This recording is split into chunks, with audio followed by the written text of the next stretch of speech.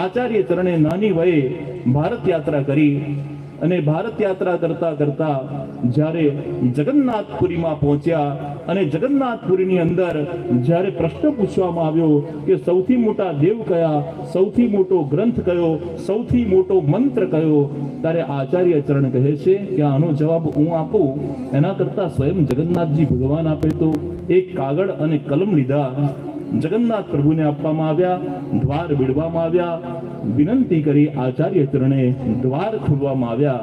ત્યારે એ પત્ર ઉપર સ્વયં જગન્નાથજીએ એક શ્લોક લખ્યો, એકમ શાસ્ત્રમ દેવકી પુત્ર ગીતમ, એકો દેવો દેવકી પુત્ર એવ, એકો મંત્રસ્ય નામાની, યોનિ કર્માપ્યકમ તસ્ય દેવસ્ય સેવા. કોઈ એક જ ભગવાનનું નામ લેવાનું હોય તો એ ભગવાન શ્રી કૃષ્ણ છે. આટલા બધા ગ્રંથોમાંથી કોઈ એક જ ગ્રંથનો અભ્યાસ કરવાનો હોય તો દેવકી પુત્રએ ગાયેલું ગીત એટલે શ્રીમદ ભગવદ ગીતા છે. અને કોઈ એક જ મંત્ર હોય તો એ અષ્ટાક્ષર મંત્ર છે. આમ જો એક જ વસ્તુ કરવાની હોય તો આ રીતે સ્વયં જગન્નાથજીએ મંત્ર લખી અને આચાર્ય ચરણને અનુમોદન આપ્યું. આચાર્ય ચરણનો કનકાભિષેક થયો. આચાર્ય ચરણને આકાશવાણી થઈ કે વ્રજની અંદર મારી વામભુજા પ્રગટ થઈ છે. શ્રી અંગને પ્રગટ કરવા માટે આપ યાત્રા અધૂરી છોડી અને વ્રજમાં પધારો. આચાર્ય ચરણ વ્રજમાં પહોંચ્યા. યમુનાજીના તટ ઉપર કયો ગોવિંદ ઘાટ અને કયો ઠકરાણી ઘાટ એ વિચાર કરતા હતા. સ્વયંમાં યમુનાજી પ્રગટ થયા. શ્યામ સુંદર શ્રી યમને મહારાણી કી. યમુનાજીનું સ્વરૂપ જોઈ અને આચાર્ય ચરણે પુષ્ટિ માર્ગનું સૌથી પ્રથમ મંગલાચરણ જેને આપણે યમનાષ્ટક કહીએ છીએ એ યમનાષ્ટકની રચના કરી.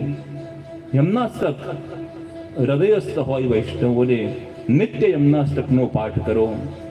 યાદ કરો કિશોરીબાઈના દ્રષ્ટાંતને કે જે કિશોરીબાઈને પોતાના પિતા માતા દ્વારા યમનાષ્ટક પ્રાપ્ત થયું હતું અને નિત્ય કિશોરીબાઈ યમનાષ્ટકનો પાઠ કરે, પરંતુ શરીરમાં રક્તપિત્ત નામનો રોગ થયો, શરીર આસક્ત થયું, કોઈ સેવા કરવા માટે તૈયાર ન થયું.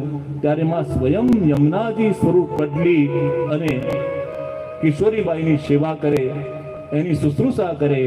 અને જ્યારે સ્વસ્થ થયા ત્યારે આજુબાજુમાં પૂછ્યું કે મારી સેવા કોણ કરતું હતું? તો બધા કહે છે અમારામાંથી તો કોઈ તમારા ઘરે નતું આવતું. કોણ આવ્યું અને કોણે સેવા કરી ખબર નથી.